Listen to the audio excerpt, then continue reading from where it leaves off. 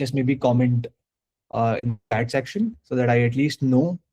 And maybe folks who have joined in last 3, 4, 5 days, you may not have started it, but the very first assignment you all have to do is just get started with your personal HR.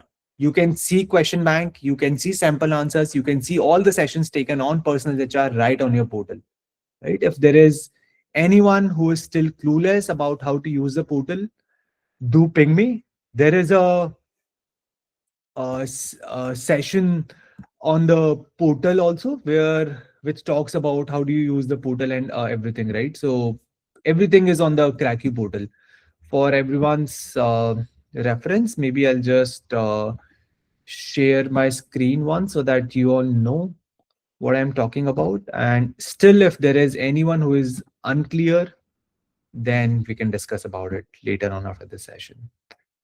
Okay, somehow I'm not able to share my screen. Just a minute. Okay, I'll share a particular tab. I'm assuming everyone is able to see my screen, right? Cracky one.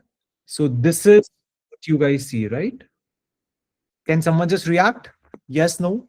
Yes, This sir. is Yes. Yes. Yes. able to see, right? So the way to go about the portal is getting started. There is one onboarding session for all the new joiners so as to get acclimatized with the platform. This is the most crucial section, which is what everyone has to complete ASAP. This is the first thing everyone must go through. This is a long PDF which has list of all the important questions, sample answers, frameworks, everything that you must keep in mind, followed by subsequent sessions where you understand how do you answer questions, right? Some of the, I think, top 5 sessions are from me, and then other sessions are from other mentors. So go through all of these. This is more than enough to have your personal HR done, right? Then comes, I think, then is the self-explanatory section. Once you're done with the personal HR, then follow it in the same sequence. People who are from commerce economics background, and if you have interviews sooner, make it a point that you finish the economic section or finance section or the graduation section that is related to your profile, even at least before your interview. Time is very limited, so you'll have to divide your time, give at least 1.5 hour every day to keep on reading material from here. It has economics, it has graduation revision. I think there's a PDF here, or yeah, I think PDFs would be uploaded somewhere at the downside. But these are the different sessions on different streams, and the material and everything you can see it here, right? I think somewhere here. Yeah, graduation material for different streams. If you belong to a stream whose material is not here, please ping Prashant sir and sort of get it uploaded. We are not making this platform very overwhelming, which is why we haven't uploaded the material for all the topics, but all the students who are joining from respective domains, ping Prashant sir if you can't see your material here. Some of you have asked for CV, format of CV. So I've shared my CV from B school or maybe undergrad. I don't exactly know, but then that is a format that probably you can use. Right? Then followed by sample profile map. This is something that everyone must create. Right? This profile map is something that is a synopsis of your resume. Now, whenever you're booking any interview or even you're having any discussion with the mentor, this profile map is something that you should also personally send to your mentor. And this is nothing but a synopsis of where you're from, what's your graduation, which city you're from, who are the major personalities from your city, about your family. Just a one-pager information in a very well-crafted format. Right? Then whatever live sessions are being done, you'll be able to see all the PPTs here in case you want to go back and revise PPTs. Right? There are different current affairs material that we're writing because we have around 250, 300 material, but we don't have so many Ds. So we are also recording, we are also writing the material, and we'll keep on uploading it here within the current affairs write-up section. Then SPJMR GI2 is out, and then of course you will have to have some brief about different specializations of MBA. There will be dedicated sections, but then this material is pre-recorded, pre-written, and is available to you on the portal. Accounting and finance and history, politics, static affairs, statistics, and macroeconomics. This is not an optional element for you. So don't assume that if you're not from finance, you don't have to go and read the finance thing. Especially the Blackie, the top tier colleges, you have the Blackie, XLRI, SPJMR, FMS, right? Top 10 colleges, they do ask you questions from any stream. So it's very advisable to brush up these topics, and these topics are recorded from an interview lens only. So even if you are, say, arts background, you need to know whatever is discussed in these videos. So these videos are super important in that sense. Guesstimates, especially people from the top 10 colleges, again, I think not just top 10. Last year, even colleges like GLIM asked questions on guesstimate. So again, this is not an optional. It is just a very basic 30, 40, 50 minutes session on how do you approach the guesstimates with different frameworks. So do complete that, and we will have live events as well on guesstimates. Whatever mock interviews you will take, you will have those questions. So it's important for all the people to at least get to know what guesstimates are, what are the important facts that you must remember so that you can use it in the guesstimate. At least the structure in terms of how do you break guesstimate will be covered here, right? And then maths and puzzles, super important for IIM Calcutta. We will have a rapid fire live event as well sometime this week or early next week. But if you have an interview before that, hence we have at least uploaded the material from our side so that you're not very fully dependent on us. I think that's pretty much about the portal. Besides this, if you're not aware, the portal also has AI embedded into it. There are 100, 110 responses that you guys have already given, right? So make the best use of AI within your platform. You will be able to see some personal HR or some AI component in the student side. And there, if you click on it, there are 5, 6 questions that are already given. So that's where you can submit your answers, and then the AI will sort of redraft it, repurpose it, give you feedback, and even give you improved answers based on your answer, right? So that is something that you can use as the first draft. Again, take the answers with a pinch of salt. Hallucination is the biggest problem for the LLM, right? Which no one is able to solve that, but at least take the cues from it and then do edit it based on whatever answer is coming. Do not just say ki, okay, if the AI generates your answer as 95 on 100, then that is the best answer in the world. No. So take that as a feedback and then again use your own best judgment. It's smarter than AI. So use your final judgment. Right. Then I think we've covered about personal HR. We have covered about portal. Current affairs sessions are happening. Regarding news, guys, at least people who are uploading it, make it a habit that you're reading news from everyone else, right? So I'll just give a brief about this. There is a news section. If you don't know already, everyone is submitting news here. Make it a habit to read news at least this much, right?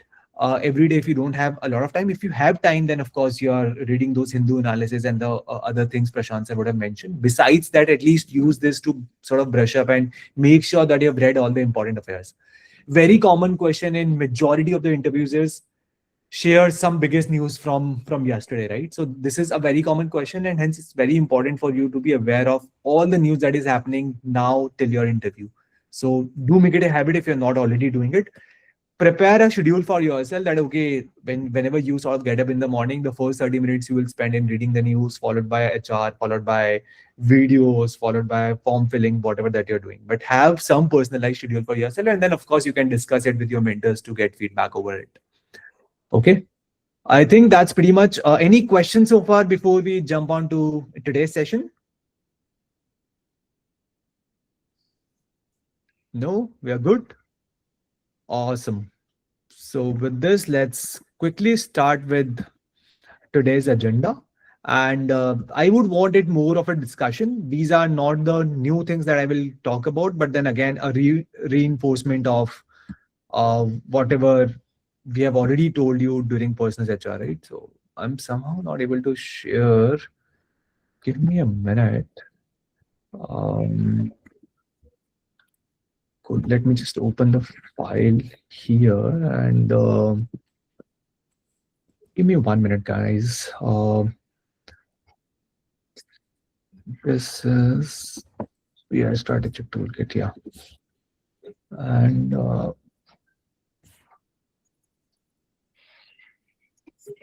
just put this in the present mode. Yeah. Let me quickly share my screen now. Yes. How many of you are able to see the screen now? Is it little cluttered? Or are you able to have a full view? So it's fine. It's fine now? Yes. Awesome. Right. So we'll just brush up whatever is there in personal HR. This is again something that is in a way covered into your material that we have already given you, but at least some reinforcement of personal HR, because there are some students who are not in the batch. So this is again open to all session, right? So just reinforcing that that do not consider interview as a question answer medium where where the interviewers or the mentors just interrogate you. The more you try to mold that into a conversation where you talk about something, you also ask opinions of the panelist or maybe the person who is taking the interview, the better it feels during an interview and the higher are your chances to sort of convert it, right? So just make it a very natural conversation. The more element of conversation there is in an interview, when you say conversation, it's not like that you can go and ask questions back to the panelist. You can, but then again, when you say conversation, it is essentially giving cues to the interviewer, making them very inquisitive about your profile so that they can keep on asking next questions, right?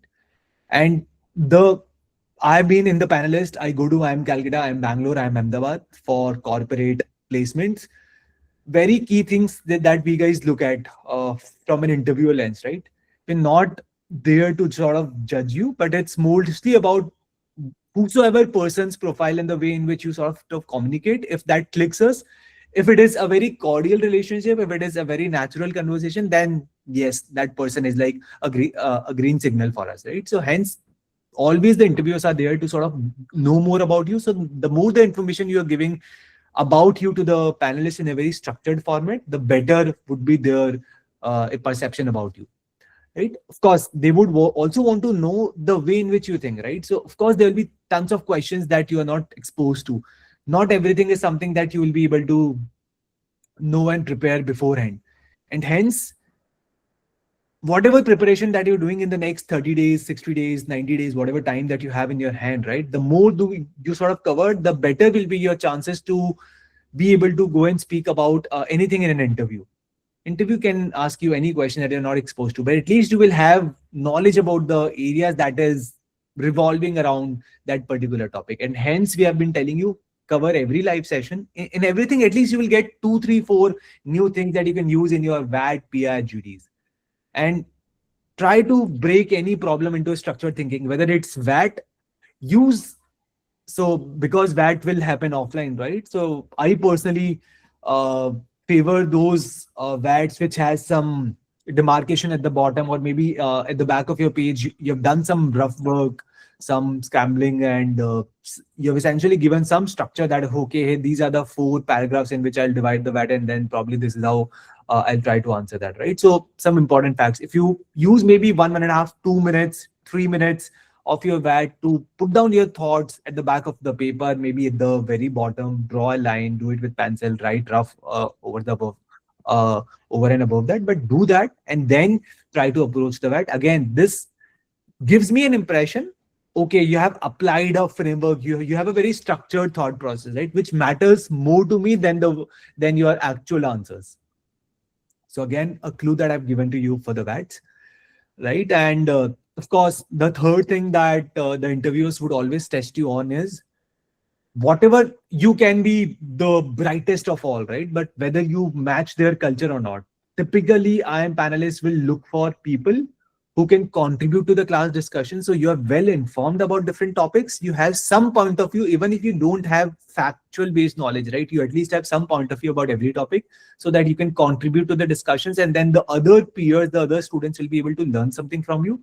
And second, the most important quality which we often miss is non-arrogant person. So they're looking for people who are there to learn, who are not coming with a fixated mind. Sir, I'm already a CA, CFA level 3. I'm here to just get into investment banking kind of a profile. No, that's not something that the panelist would appreciate a lot. And hence you will see when you read a lot of interviews on Reddit and different channels, even with a very high percentile, a lot of times it does happen that people end up not converting it because the person who's sitting at the other side of the table is looking for someone who is down to earth, who is there to learn, who is coming with an open mind, who is not fixated onto a particular specialization, right? Who has this flavor of learning embedded into their own answers, whatever personal HR answers you're preparing, right? Short-term, long-term goals. In fact, we are just initiating the series of Inside the Interview Room, where I'm inviting all the past students past mentors of my prep zone, and then we'll talk about one question at a time in terms of how did they answer those questions during the interview, what worked for them, and then also what did not work for them, their rejects, their stories, the lessons they have learned, so that you guys can proactively go back, learn, watch those videos. This will be shorter, 15, 16 minutes of videos.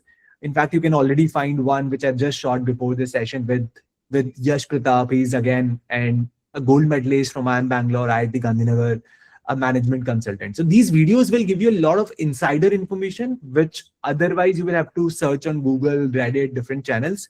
And the problem with these channels is people impersonify themselves, right? I can always put myself as someone who is graduated from ABC college and then use LLM to draft an answer and just publish there. So you wouldn't be able to have a real flavor of the identity, which is why we are trying to bring this candid conversation with videos for different mentors. So do also watch out that. That will also give you a flavor of what the interviewers actually look out for. And then the last part is, right, and while I'm really interested in terms of what you have done so far, I'm also interested to know what is your vision about life? Where do you see yourself 5 years, 10 years, 15 years, 20 years down the line? Is there an element of sort of contributing back to the society via any medium? It can be taking business, for example, if you want to be a product manager per se, right? Then building world-class products that can actually impact the lives of so many customers out there, right? And it just improves their entire customer experience. So the entire flavor of customer obsession should be visible in your answers if this is the line that you eventually want to go into, right? So no matter, even if you want to get into entrepreneurship, right? Is there a flavor of going back? Do you want to do entrepreneurship for profit making, or do you want to uh, do something so that it eventually, so that you are probably in the board, you are probably in the decision making authority, you're making decisions for the benefitment of the entire country and the people around it. So these things look globish, but from an interviewer lens, it gives like a brownie point to those folks, right? So the point from the slide is, do not be very nervous, do not sit like this with, like, hands folded, don't be stressed out, have a very natural conversation with people. And hence all these group activities, group discussion is a panel. Trust me, 80% of the folks who prepare for GDPI are introvert. I was super introvert person in what, 2013, 14, when I did my undergraduation from IIT Gandhinagar. I could not speak a single language. But then the more you speak to the people, the more you speak to friends, peers, mentors, right? You can be wrong, but once you get away from that shyness of making mistakes, you will just start having a very good conversation, meaningful conversation. So start having that as well. That adds a lot of value to your interview preparation, right? Then, of course, a majority of the interviews will be offline, some of the interviews will be online. So basic slides, right? Grooming, formal attire, a lot of questions keep on coming. Which color can we wear, right? So blue and black is typically considered as interview friendly. You can just ask your seniors, mentors about it. So even for the female, sari is considered as good, or maybe business clothes is sort of considered as good. So in fact, there is a part in that PDF that we have shared with you, right, which talks about different attires that you put. At least try, if you can, be clean shaved, especially boys. I know a lot of people like extending their hair, having long hair, having beards. While it is not mandatorily, but it gives a good perception of your, sincerity. So if you can be clean shaved, nothing like that. Then your body language has to be very confident, right? Where you're not really slouching, you're sort of sitting straight, not like me, I am slouching right now. So don't take inspiration from me. I had a long day, but try to sit, like, very straight, look directly into the eyes of all the panelists and not just one, because in a room there'll be 3 4 different panelists, right? So the more is your eye contact with each of them, the better is your chances. It gives me a perception that, hey, this person is like super confident, he can make eye contacts from me, versus people who are sort of looking down, making movements, looking at the roof. These things are very normal. But again, as an interviewer, these are my signals that, okay, the other person is not very uh confident about his thing.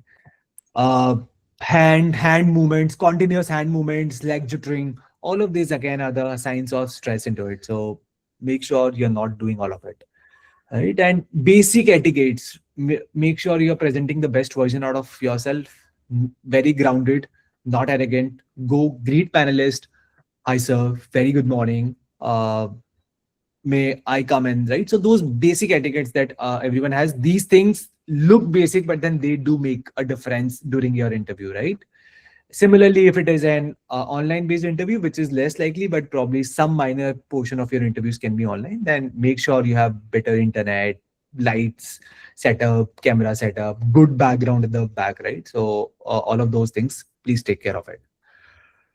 With this, typically the interview and all your personal HR answers, whatever questions they will try to ask about you, will constitute around 65-70% of your interview, and then the remaining 30% will be about your graduation, current affairs, rapid questions, right?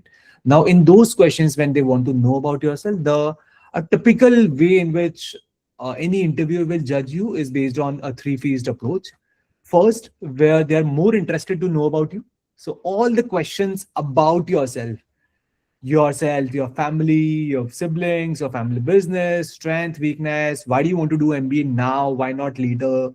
Why not MTech? People will say, sir, I've had an undergraduation degree. I have technical skill. Now the next skill I want to go and do is the management skills. MBA is the right fitment. Again, the answer that many people will do, if you just make a Google search, it will be right available there, right? So those are the answers that you have to avoid making. And how do you use these answers? Because these are the questions that we've already given you.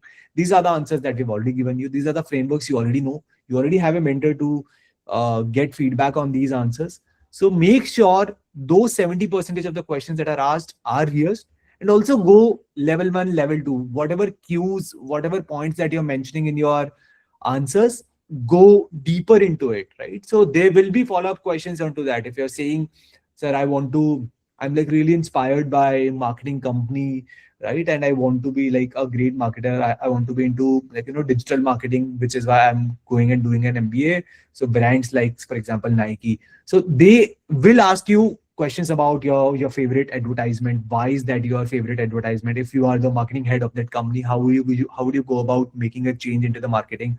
How is AI today disrupting this entire industry? What is your point of view of AI disrupting it after 3 years, 4 years? Right. So all of those follow-up questions, again, not related to you, but then taking the cues from your story, your journey, your inspiration, and then asking follow-up questions with you is something that will be asked. So that's the first part, which is getting to know about you. That will be seen in like majority of the interviews. Second is called as the behavioral question. When we say behavioral questions, right, then it's essentially about your personal story. So hence the first assignment that is given to all the students here is go write a 4 to 5 pager draft about yourself, right from your class first till now, whatever incidences, good or bad, has happened in your life, write all of that. And then from that, take out 4 to 5 unique stories that is very, very personalized and specific to you, and use those to back up your personal HR answers. Typically, you have what, 60-70 questions as a part of your PDF. You will be asked maybe 1 or 2 questions, but then to be able to master those 1 or 2 questions, yes, you have to go and prep those 60-70 questions, and hence you just need those 3 or 4 stories at the back of the mind. You don't have to go and write answers against all the 60-70 questions that we have given. You just have to have that framework in the mind. Okay, this question, yes, this is the story that will map to this. This question, this is the story that will map. And of course, same story will go into like 7, 8, 10, 15 different questions, but at least you will have some personal story, so that when interviewers ask you a question, you are not like point blank there, right? So basically questions about, hey, what's your biggest success? Hey, what's your biggest failure, right? So these are the moments where they would want to reflect on you as a person. What kind of person are you?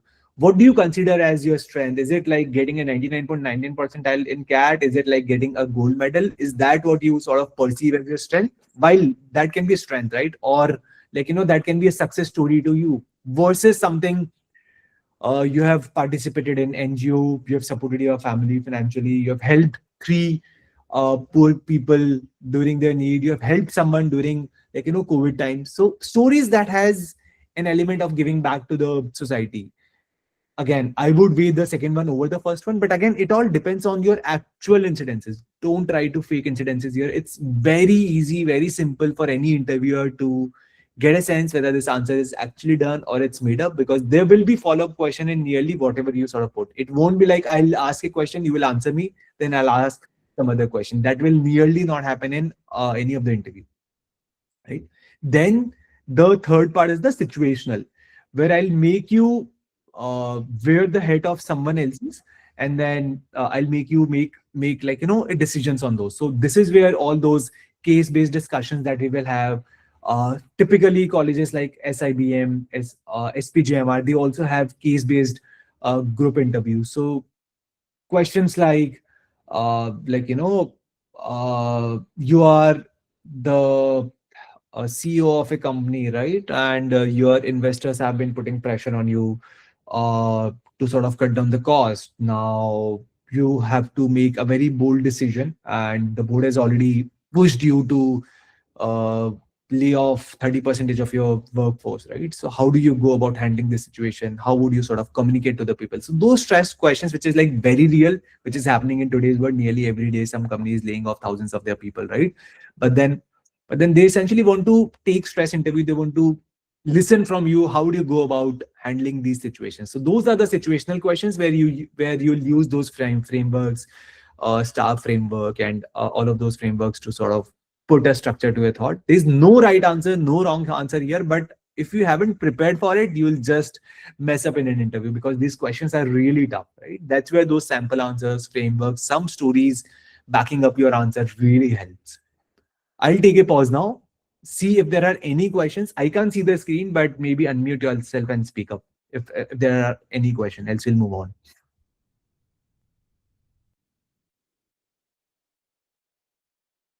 No? Great. This Hello, menu, yeah, hello, sir. yeah. Sir, you told like we need to take like example when answering many HR questions, right?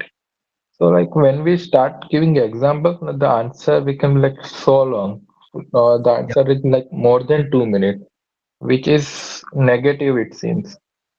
So how do we solve? So that is correct. Answer can't be like more than 3, 4, 5 minutes, because it is more of a conversation, right? Now just imagine me speaking for 2 minutes without letting the other person speak. So that's where you can use the help of AI module. Write your answer, have proper framework, make sure there are some examples to it, but then the answer, again, the examples that you're giving can't just go on over 1.5 minutes, right? Typically in an answer of 2 minutes, 1 minute should be for that personal instance example. 30 minutes should be to sort of set the context, and then the remaining 30 seconds, not 30 minutes, but basically 30 seconds. So 1 minute for personal example, 1 minute for laying foundation, deriving insight out of that answer, and just putting forward your point. And that's when you will use LLM, your mentor's help, to sort of concise your answers. So I have a question. Yeah, go on. So you told about the situation-based cases. So like in case if I go on the website and read about the sample cases, but where do Yeah. we practice it? Like it has to be a group-based session. So you guys will be conducting these kind of sessions? Yes, yes, yes. So all the B school specific elements will be there, right? For those colleges like SIBM, SPJMR, who have case-based discussions happening as a part of the panelists, I think SPJMR GI slots are already open, where all of these will be practiced. There will be some GD slots given where there'll be certain cases given. So again, will happen as a part of GD. In colleges which doesn't have these things, it will be tested as a part of the mock interview. So these will be already covered whenever the mock interview slots happen, and start taking those slots as and when those are open. But to answer to your question, yes, that's where you will practice it. Okay, sir. And I have one more question, sir. Like, for example, if they ask introduce yourself, so how long the answer has to be? Like it has to be 1 minute, 2 minutes, any No uh, answer should be more than 2 minutes, right? A good answer is typically anywhere between 1 to 2 minutes. The right way to judge it is turn on the video, uh, record yourself in a phone. The traditional method, right, is still valid. Record your answer, send your answers to your parents, to your siblings, to your friends, make them judge it, right? And also listen to yourself whenever you're speaking. So trust me, that's a very hard thing. That's very simple to say, but it's very hard to actually go and do that. We just write the answer and we feel okay, this is a very good story that is coming out, but a written answer versus a vocal answer is very different. Story might look very good on paper, but it will not come out very well when you try to speak. So record yourself and then take a judgment whether this is coming out as a very strong point or not. And then, of course, you will have 10 mock interviews in your package to sort of judge against it. So we can But one sir to just map it like these many points are there, these life events I have to say, so I can tell it point wise or chronologically. yes, either in an ascending order or in a descending order. I personally prefer ascending order so that it is relatable. Now, of course, because you only have 2 minutes, right? You have to figure out in which question, which point do you have to sort of put forward, right? Based on what is your strength, where do you want the interviewer to ask follow-up questions on? So that you will have to decide based on the 4 5. You again don't have to cover everything in your say, like, tell me something about yourself, but that's where you'll have to make the best judgment in terms of how well do you speak, how fast do you speak. Again, answers can't be very fast. You have to make it very natural, right? So based on your speed per minute in terms of speaking, figure out what points do you want to inculcate, and then go back to the mentor, take feedback from them. Got it. Thank you. Cool. With this, let's move on, right? Again, some of the frameworks, I'm sure people who have already started their personal HR answers are well acquainted with these frameworks, right? But this is especially for the students who have joined new, give them a flavor. Like typical questions, why MBA, or any question which is relating to the phase one, like, know yourself, the personal part. So again, why MBA, wherever you are, right? So give 30-35 seconds to essentially talk about X part, which is your, like, current situation, wherever you are. And then take cues from wherever you are to essentially where you want to be. That why is it that you really want? So answers like, this is what I'm doing, and then I want to be a leader in the field of finance tomorrow. Why is missing in majority of the answers that I also review. I've reviewed a couple of your forms who have submitted to me because mentors were not available at least few hours before the deadline. So at least in those answers, the inspiration was that why was missing.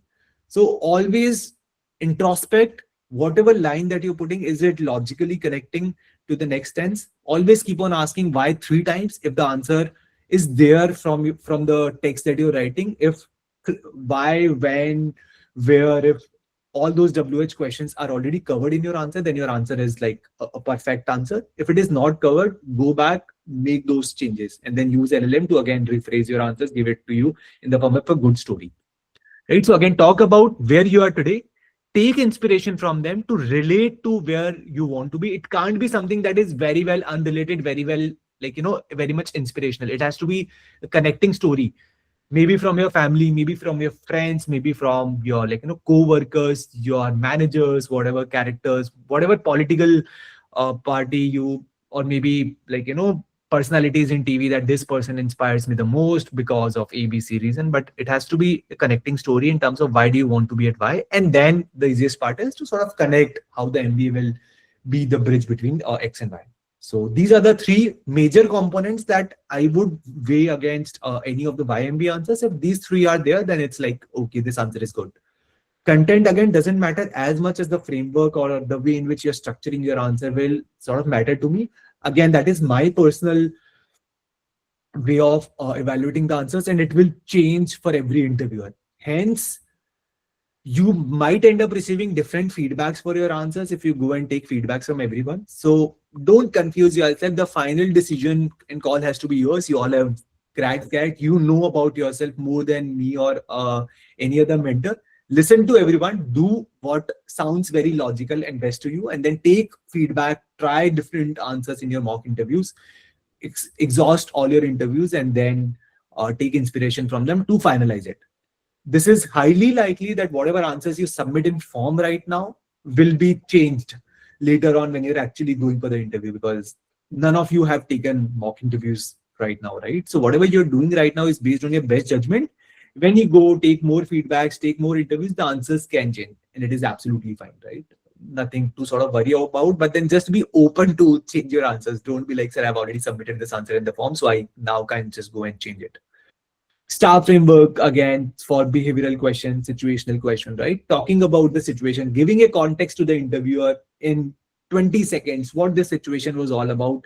Try not to use any jargon that a normal person will not be aware about. The panelist is mostly in their late 30s to late 40s, right? That's a typical, maybe early 50s as well. So they wouldn't be exposed to a lot of internal jargons or Gen Z jargons. Try to keep it very simple so that any other layman person will be able to relate. There is this misconception, the more fancy words, the more jargons I will put into my answer, the better and more technical it sounds. Honestly, no. Don't make it very technical so that a normal person will not be able to relate to it, right? So essentially talk about your situation, then whatever task that is given to you by the panelist, or like, whatever task that you've actually performed into a particular situation, talk about it, re-narrate it so that the other person and you are on the very same page. Then whatever action, the way in which you've acted into that particular situation, why you did that and what you did that should be covered as a part of the action part.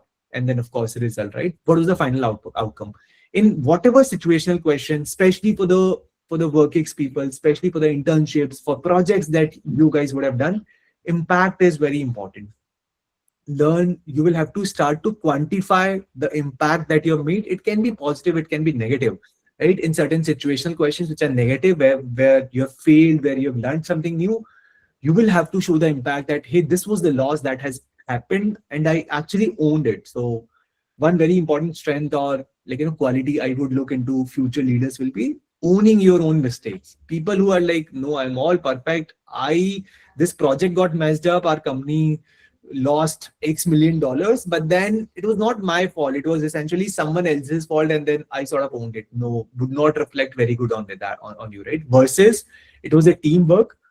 Probably I could have analyzed the situation better well in advance, but because of me not doing that, the team ended up making a mistake, and then we all sort of failed collectively. This answer looks like someone who wants to be a leader for tomorrow, right? So you have to start showing those qualities to own your team, to own other mistakes, and then how do you learn and take inspiration from them, and also give feedback to your juniors. So people who have 3, 4, 5, 6 years of workings, this is especially for you because they would expect some level of maturity from you to be able to give back to the classroom.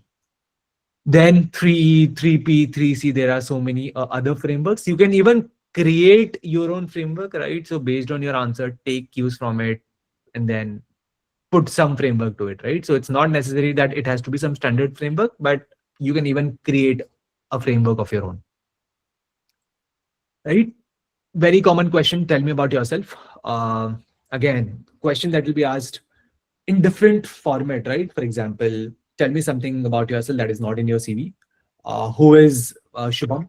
Right? The first question that can be thrown to you: Hi, welcome, Shubham. Good morning. Can you please let us know who is Shubham? Right? So you start right from the meaning of your name. So it's typically good to start by breaking down your name. Hi, this is Shubham, and the meaning of the Shubham is this, and these are the qualities that is ingrained in me right from the childhood, and those qualities have to be something that again relates to your stories, right? So people who have names based on certain values, certain morals, try to break down names, try to have the meaning of your name, and then include about yourself. Do make it an opportunity to talk about your family if something is worth mentioning. People who are coming from a very humble background, do mention that, do use these as an opportunity to put it. People who are coming from like, very cream background, do again use that as an opportunity, that yeah, all of these dining table inspirations, my brother doing ABC has always inspired me. I've seen him. So take those cues. People who are from very humble background, use this as a strength. I've seen my family suffering, and then I've actually seen my parents working like very hard, and this has always been an inspirational from moment for me. I've taken my roots from there. So all those small points from your family, from your siblings, those reflect, try to have your personality reflected from your like, family background. So use that. Then talk about what you are doing right now, whether you're a student, you've taken a gap, or you're working. Use that in the first phase of your answer, right? That is essentially about the present thing that you're doing. And then past is something that I've already talked about, right? Any instances, any accidents, any major deaths, any major traumatic conditions, or in fact, something super positive, right? You have won something, gold medalist, some certification, some experience where you did something on stage, you were like very introvert, you went to stage, you were mocked, but then you essentially got very hurt, but then you spoke to someone, some counseling that you've taken, which has essentially changed you as a person, right? So use those instances to talk about, like, tell me something about yourself. And then also uh, use this introduction, tell me something about yourself, to also give cues about where do you want to be in future, right? So this future is something that has to relate to your YMB, that has to relate to your short term, long term hobbies. So it, right? So this is how you try to put framework to your tell me something about yourself, while also giving cues to the future and the follow up question that will become. It's very standard that your introduction will lead me to ask you follow-up questions. People who travel a lot use that as a part of, like, tell me something about yourself. People who have some hobbies try to talk about some people who are into cricket, drive your inspiration from some cricketer, read about cricket, men's cricket, women's cricket, whatever is happening, when was the first cricket held, about all the countries, right? You need to know about all the history and the hobbies that you're sort of putting in your answers. So that's a bit about tell me something about yourself. Again, my intent is not to give you the ready-made answers, because answers are specific to you, and the group is not the right channel to sort of share one-on-one answers. But the whole intent is to give you certain cues so that you can go back, reflect on your answers, go and work on it, improve it, and then give a better version to your mentors. Right. I think this is something we have already covered.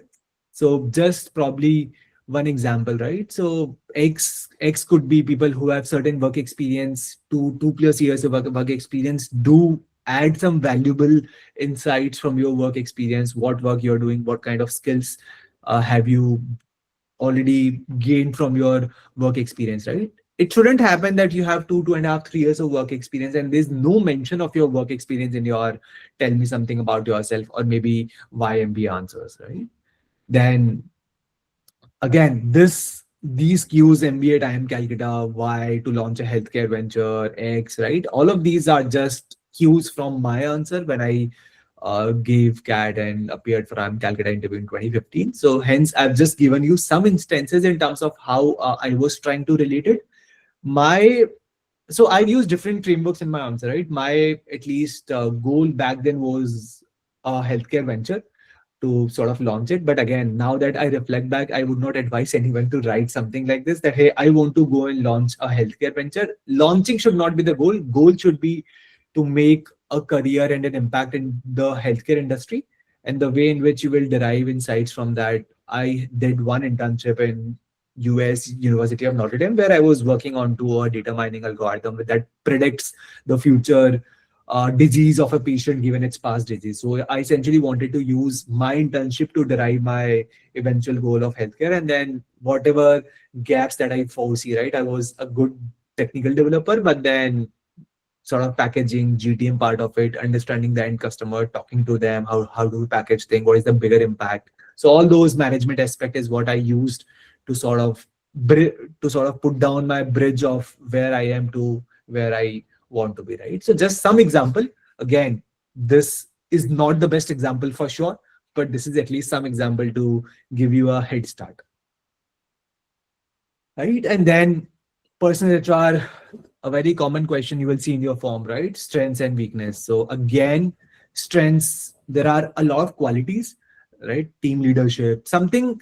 Strength has to be at least it is advisable to figure out qualities that is somewhere related to the word of management, right? Maybe team leadership or maybe extracurricular activities, right? And then whatever strengths that you're putting, backed up by some story, right? One liner, two liner, three liner story that, yeah, this is the strength, and you have realized this as your strength based on this instance, this marketing fest that you have run, this undergrad. Most of the answers will be essentially coming. So for folks who are freshers, your answers will be inspired by your third year, fourth year of college, right? Whatever extracurricular activities and positions of responsibility you have held.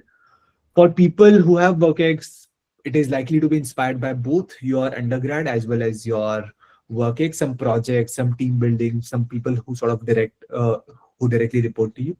For others, it can also come from your own family background, your upbringing, your friend circle, right? You as a person. These are the three sources of deriving the strength from. Then comes weakness. Again, a very common mistake I've seen. Don't try to show yourself as a perfectionist, right? So people typically play this game of writing strengths as weakness, and many mentors even recommend that. Again, my personal recommendation is no. Everyone has a weakness, and it is very good that you realize your weakness and you sort of say it upfront in an interview, right? Hey, this is the weakness that I'm already aware of. Yes, this is a bad weakness to have, right? For example, I'm very impatient with the deadlines. I just end up missing deadlines. I just keep on saying yes to everyone, and then I end up missing out on majority of my deliverables. So, or maybe I can't put a prioritization framework to my mind. So I don't. So probably when I'm overwhelmed with so many things, I just get messed up, and then I end up not performing best into each of the any of these activities. So it has to be some genuine weakness of yours, right? And again, backed up by the final message that I want to see by asking weakness of yours is whether first you are aware about yourself, whether you acknowledge your mistakes, failures, or weakness. And second, if you have acknowledged it, do you have an intent to go and rectify it? Do you even know how to sort of correct it, right? So these are the two elements I would always look into when someone talks about their weakness. So now you can go back and figure out whether these two questions are answered by the weakness that you're putting into your forms and answers or not. Right.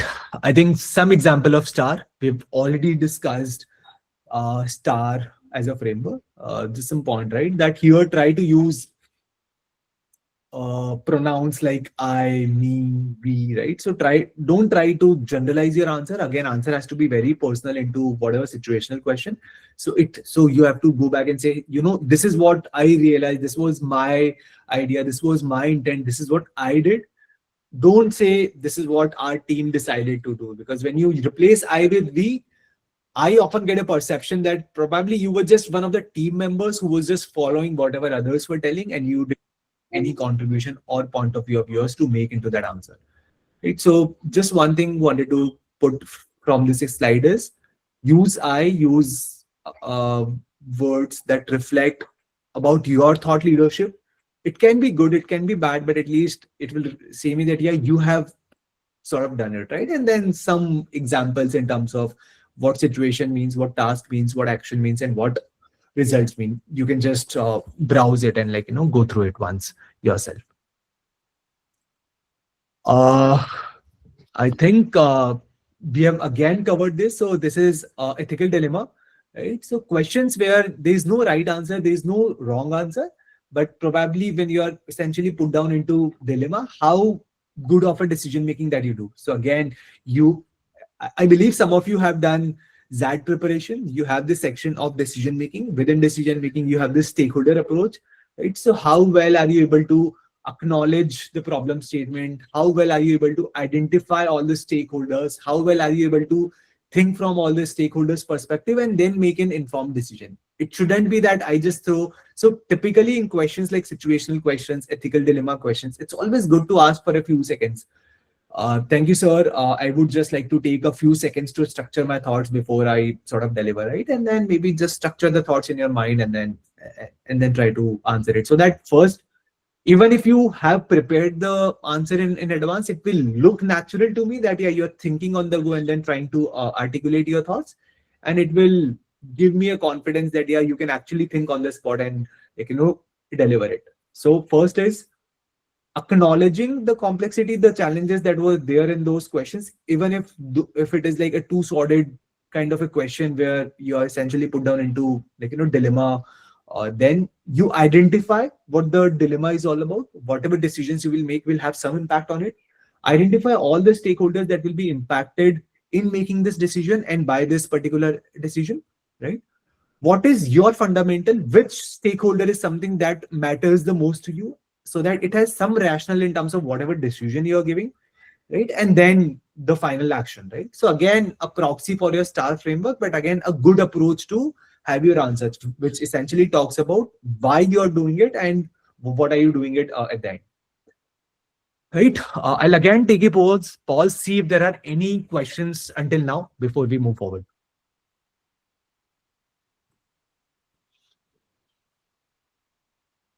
Excuse me, sir. Yeah, go on. Sir, you told us about discussing your weaknesses honestly, sir. Sir, actually, in like a couple days ago, the IIM Cozy Code form came out for the pre PI process. Sir, in that I said one of my my biggest weakness was that I refuse to delegate tasks and it cost me. Sir, you think this is a valid weakness or uh, There is no right or wrong weakness. Every weakness that you will say is a valid one, as long as you can justify it, as long as you can say that yes, you are working on it, okay, sir. right? And one advice: do not talk about your personal stories in a group forum. The answer has to be exclusive to yours. So even if you want to seek some feedback, drop me a personal text. All right, sir. All right. Yeah, So I have a question. yeah, go on. So after 12th standard, most of the things I have done is around fitness. Like I have done my undergraduate in electrical and electronics engineering, but more towards my passion towards fitness.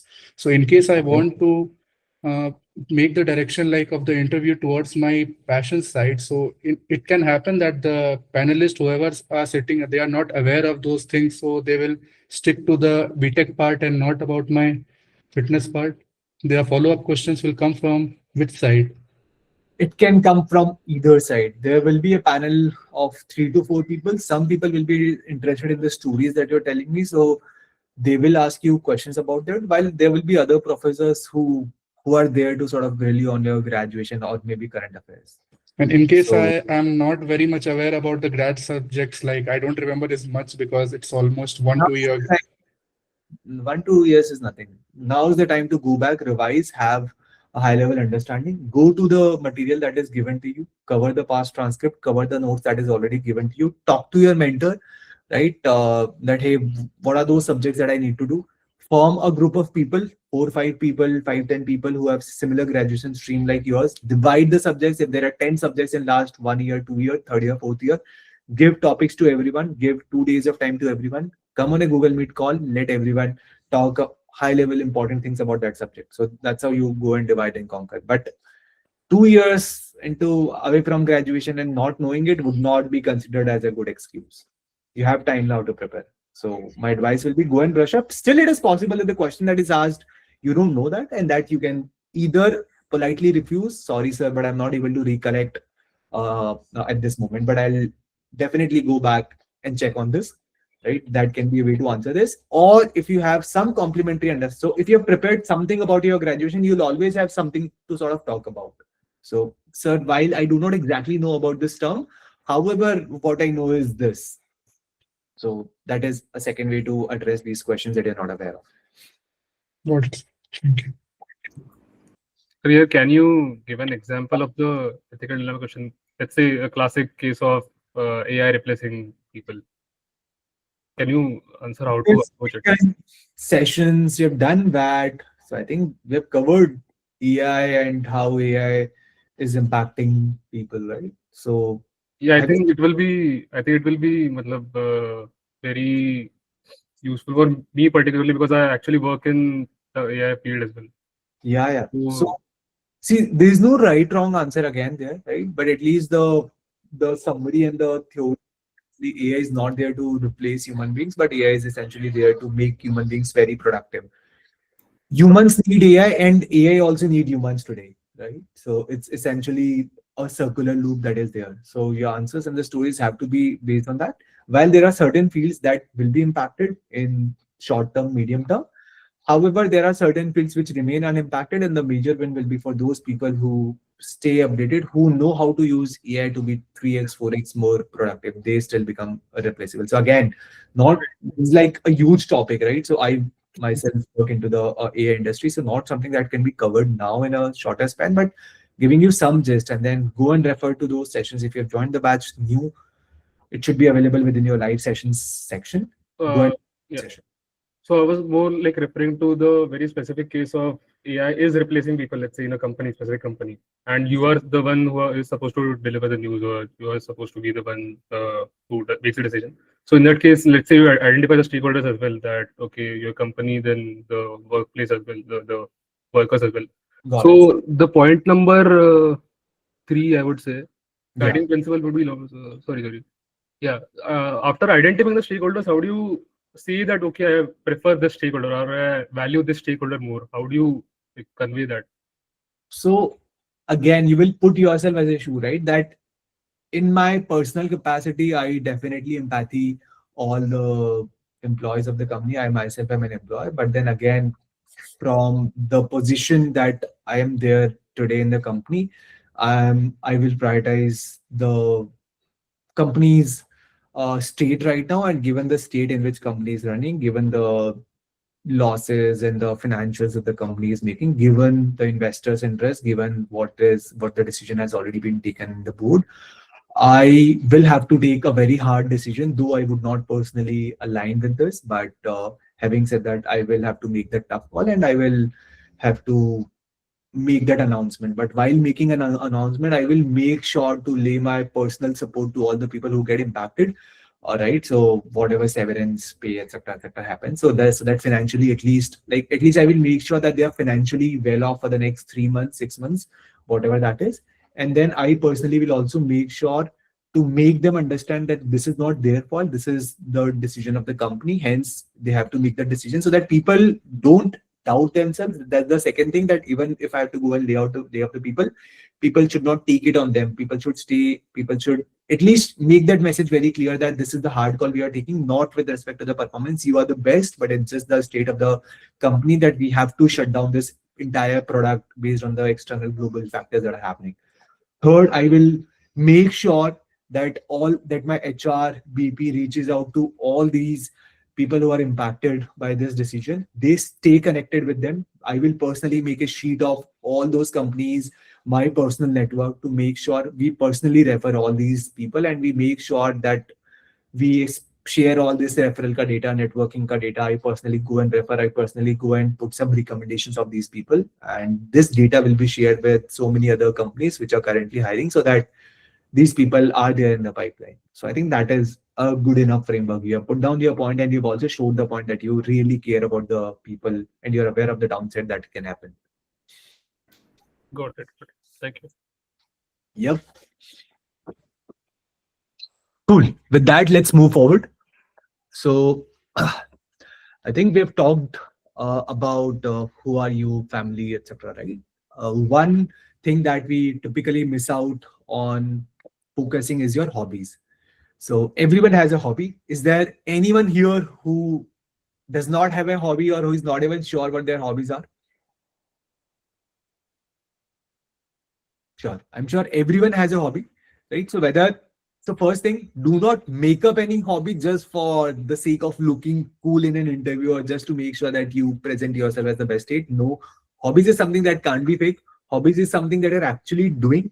Hobbies is something that you're very passionate about. For example, someone just said fitness, right? So yeah, fitness can be hobby, but then if you are not into fitness, you can just make it a hobby, right? So it can be reading, traveling, dancing, cooking, uh, gossiping, playing poker, playing table tennis, chess, cricket, whatever it is, right?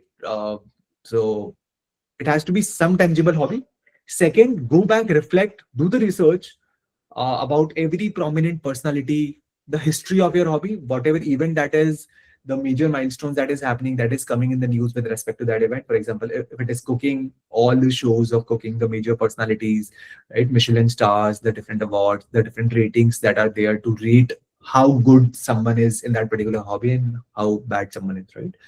Then try to figure out if you can have some correlation of your strengths, or of your YMBA, or probably of you as a leader, or of you as a person from that particular hobby, right? So typically hobbies should reflect you as a person. If you're playing table tennis, it helps you drive concentration, right? So whenever you feel lost, whenever you're overburdened, you just go and play ping pong, and it helps you sort of, being very concentrated, because that game teaches discipline into it. Similarly, cricket is a game of teamwork, or maybe football for that matter. Chess is more about being patient, game theory, right? Strategy.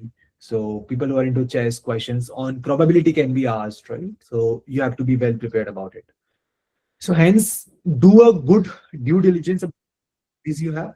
There is already So in the same PDF that I'm talking about, right, there will be content on the hobbies, some sample questions. Do a Google search, do an AI search. Ask your mentors, ask it in the group. We will have hobby specific events as well, but cover depth of your hobbies, right? And if you are pretty confident with the hobbies and if you've done your part, try to make hobby as a part of your tell me something about yourself or YMB answers as well, so that people are bound to ask you follow-up questions on the hobbies. Cool. When Can I- we mention yeah, poker as a hobby, like you told, like will it be ethical? Like, sorry. can we mention poker as a hobby, like you were telling? Will it be ethical? Yeah, so you can put poker as a hobby, right? That poker is more of a game theory. It helps you understand others' mindset, and it makes you like a good manager because you can actually understand others' mindset. So why Like not? illegal? Those follow-up questions can sort of come: is poker legalized? What is your point of view recently on the decision of government to ban online poker? So you have to develop some point of view, do your research. But yeah, poker is a well-accepted hobby. I myself put poker as a hobby of mine, so no problem there. Yeah. Unless you're saying gambling is my hobby, then it's a different thing. But poker has so many other things, right? They can ask you follow-up questions whether you played, you didn't play, if you played any actual game into casino. Yeah, you can mention it. There are a lot of Like places where poker is legalized. with our friends, like we play something Yeah, like yeah, that. that is okay. With friends, it's all legal, right? You may not have to talk about betting part, but at least do talk about how do you calculate probability of winning, right? How do you essentially look at the pot size, look at your cards, figure out what is your probability of winning, whether you should play that card, and all of those things. So yeah. Uh, then comes to the personal details. We have talked about yourself. Also cover about your city, whatever city you're from. What is that city called? Language, state, right? The prior name of state. When was that state discovered? Who was the first king of that state? Right, right from Mughal to British to now. What has been the trajectory? If you have to, if a friend of yours come to that city, what is that top three places that you will make him roam around? So right, so those situational questions are also like very common when we say know about yourself. And then news is something that I've already covered, right? Nearly in every interview that I take, I will always ask this question: tell me the biggest headline for today, right? So there you will talk about the news that has been there since last 2-3 days. Even if you haven't read the newspaper today, you can always go back and say some news from yesterday, because news is a domain that doesn't change overnight, right? So something that you have read lately is something that you can put forward. And then questions on which newspaper do you read? What are the newspapers you read? Why do you prefer these newspapers? Who is the editorial in chief of that? When was this newspaper started? Etc. Etc. Those are the follow-up questions that can be asked about this. So again, key summary here is be authentic. Do not fake around it, because there will be a lot of deep dive questions, L1, L2, L3 kinds of questions on this topic. So you're better saying, sir, I don't know about this, than faking around it. Right? Do not exaggerate it. Prepare those questions well, because you can very well predict these are the only tangible 60-70 questions that can be asked. So that PDF is your Bible that has been given to you. You have enough time. So make sure in next 3, 4, 5, 7 days, finish this, get done with this, so that your 60% of the preparation is at least done, and then you can focus on other things. If you do not finish it sooner, you will always keep on having backlog. More content is coming, more events are coming, mock interview slots are going to open, forms will be released. You're better off finishing this ASAP than later, right? And people who are working, if you're not able to manage time, start taking leaves, right? Don't save your leaves for only during the interviews, or maybe a week before that, because you won't be able to do much there. Balance out your leaves if you can. If you have some best calls coming in the month of February or so, take 1 day leave in a week, 2 days week in a leave. Anyways, it's January, so your office leaves would have been refreshed by now, right? So make the most of it right now, because you really need a lot of time to prepare on these answers. Oh, I had a I had a Yeah. question regarding the hobbies part. Uh, it's very specific to me that I have a diary in which I just randomly draw a few things whenever, for like in 2 days or in 3 days. Whenever I feel like I just draw random things, they can be figures. What follow-up question can they ask me about it? If you are a good uh, artist, if you are good into drawing, take some of the drawings with you in an interview and maybe showcase this, or like, this is what I've drawn something. But then questions around painting, questions around colors, questions around they can show you any object, and then they can ask you what is your point of view, or how do you perceive that particular image as. They can so questions around your observational skills is what I would relate to drawing, right? So probably if you have come to the interview hall today, who all have you met, what have you seen in those places, how many what kind of people have you observed, tell us 3 different things that you've observed today, right? So those questions around your observational skill is something that probably I'll observe. And then again, there is a list of factual static questions on your hobby that you can go through. Got it. But what I do is not basically drawing, but just doodling things in my diary. So that will also count here. Yes. Anything that you do religiously and anything that you're good at, you should. And then, but then also talk about the nearby thing, right? So doodling, sketching, nearby things. And then you can say, yes, so this is not something that I do, but then inspired and related events. So at least you should have some idea about the nearby complementary skills as well. Got it. Right. Then one very important thing, even in the mock interviews, every mock interview that you take, do ask a follow-up questions. Of course, the actual question will be based on the actual interviews. For example, in IIM Bangalore, it has to be specific about IIM Bangalore. In IIM Calcutta, it has to be specific about Calcutta, and so on and so forth. But even in the mock interviews, make it a habit to ask a follow-up questions. Follow-up question should not be something that you're just asking for the sake of doing it. In the jargon of MBA, we call it as DP, desperate participation. So don't ask questions just for the sake of answering, which is readily available online. Ask questions which is very genuine, where you express interest, which shows me inquisitiveness about yourself, that yeah, you have done your research and still you're essentially asking, right? So while asking question, you can present your research part, that you're very interested into my college and you have done your due diligence, you know about things, and you're asking a follow-up questions with me, right? So genuinely interested into a campus, into particular professors, clubs, whatever that is, and have some 2-3 genuine questions researched. And then, of course, take the help of your mentors and the interviewers to further fine-tune those questions. But make it a habit to ask a follow-up question in every mock interview that you take. Right? So just a checklist, whatever we have done so far. We have essentially started with the mindset. It should not be a Q&A. It has to be a very natural dialogue between you and the interviewer. Right? Make the first impression count, right? So whether it's online, offline, your body language, your attire, how well do you greet, good morning, good evening, that does reflect on your personality. Then comes your blueprint of the entire preparation you have done, right? Where we talked about personal, behavioral, situational questions, framework, how do you use different frameworks, how do you relate your personal stories and embed them into whatever answers that you're giving. Right? Know everything about your family, cities, hobbies, hometown, ministers, rivers, mountains, whatever, right? Common questions can be, how many continents are there, right? Few top countries into every continent, and how many oceans are there, difference between sea, ocean, continents, difference between weather, climate. So those random questions is also something that can be asked. Right. And then, of course, when you are ending any mock interview or an interview for you for that matter, end by asking some intelligent questions so that you look interested into me.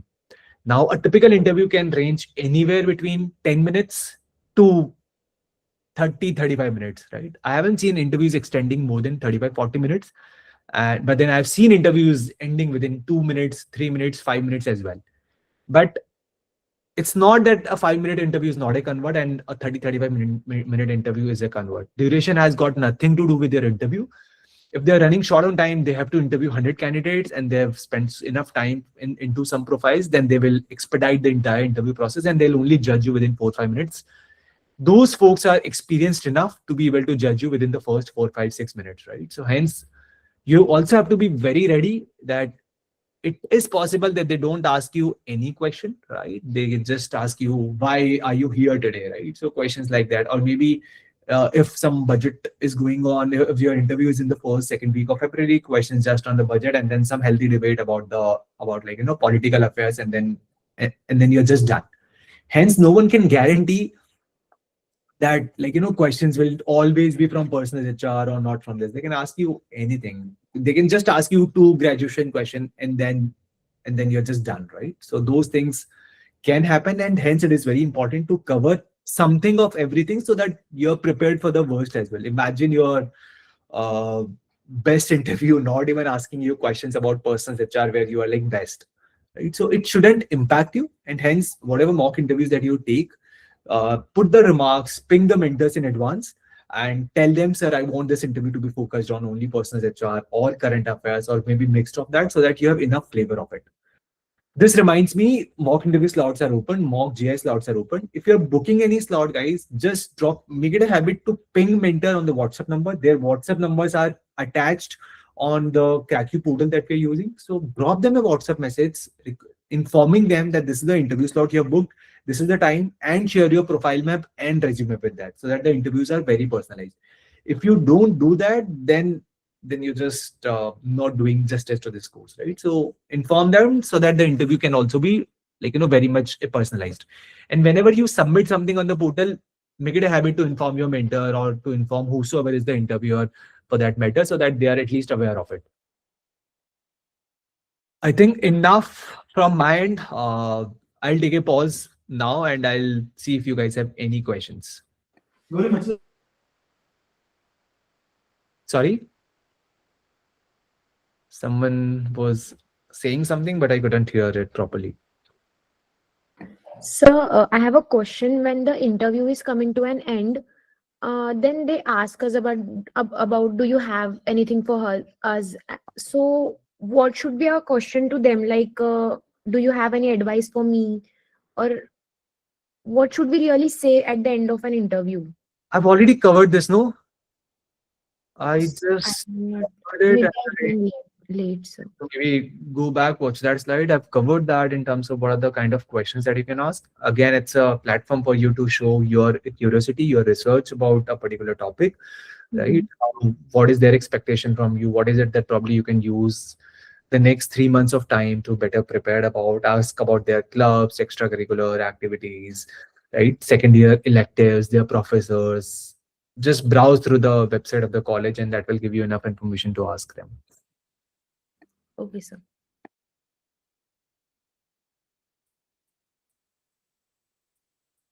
Okay. Feel free to ask any other questions, doubts, and guys, do adhere to the deadlines. Deadlines are sacrosanct here at my PrepZone, so will be in your MBA. So it's a tight schedule. So respect everyone's timeline and yeah, just submit whatever is given to you well in time.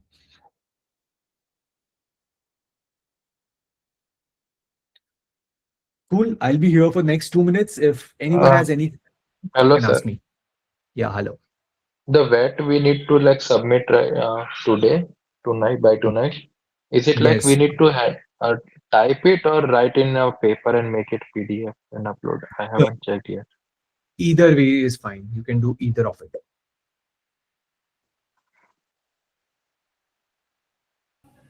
I had a doubt regarding a very specific HR question that was there in that PDF. That was an incident that has influenced you the most.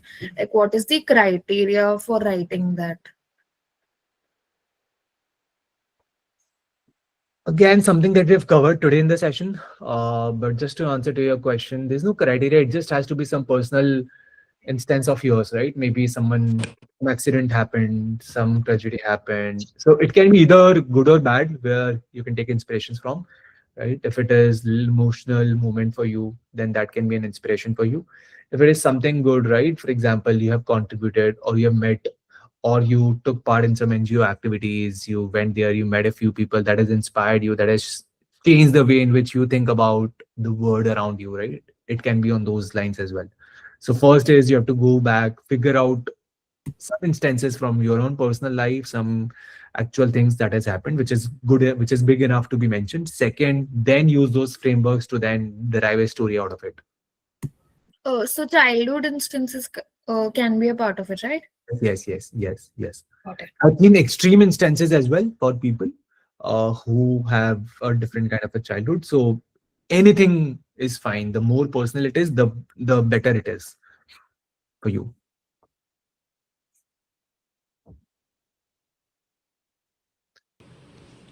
So Sir, can we show proof of work for extracurriculars? Like if we have done some certificate or something like state championship certificate and all, we can show that. Yeah. You can show them if asked. Okay, so they will ask from front or like we have to show them? So typically in an interview, before the interview, all the documents and all get verified. So that's where you essentially submit your proofs and whatever you're claiming in your form. That's one. Second, if there is something that is very interesting about you, very unique about you, for example, your sketching or some scholarship or something that you have done that you would want to showcase, take it with you in the file in the interview room, and then if you find the right moment, show it to them. Sure, sir. Sir, I was class representative in class 6th and 7th. So can I write it as a leadership activity in my SOP? Can do that, but class 6, everyone is very immature.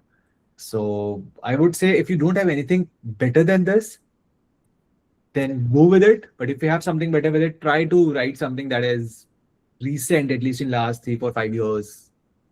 Maybe from your class 10th onwards, maybe class 9th as well. 6 is like too small for us to even identify what is the meaning of leadership. So you can write that as a cue, and that you have started getting exposed to the word of leadership right from class 6th onwards, and then you have done so many other things, but then it shouldn't be the only base in your answer. Okay, sir. And sir, I was part of NSS, but I wasn't the team lead there. So can I include it? Yeah, you can. Not necessarily that you have to be like a leader always, right? Even if you were a participant and if you have learned something, should mention it. Okay, sir. Thank you. Similar to the photographs situation, I actually have participated in like band competitions. So is it possible that can I show them the videos playing? You can take it. Typically, interviewers wouldn't have a lot of time, and even you wouldn't have a lot of time, but it's always good to. But then, how would you show videos, right? Because you can't take electronic gadgets in an interview hall. Okay. So you can just say, yes, your videos are published in so many other places, and some of them can just go and search about it on the go if they're really interested into it. But then taking phone in an interview hall is again not advisable. Okay.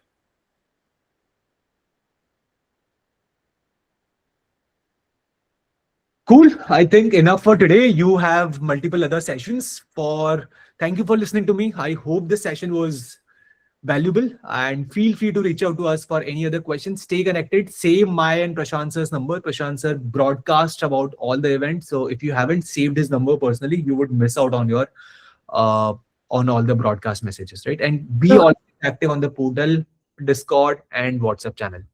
Yeah. So I have a question. It is a personal, so should I ask? Yes. Ask it later. You can Okay. drop the message. Cool. See you. Bye.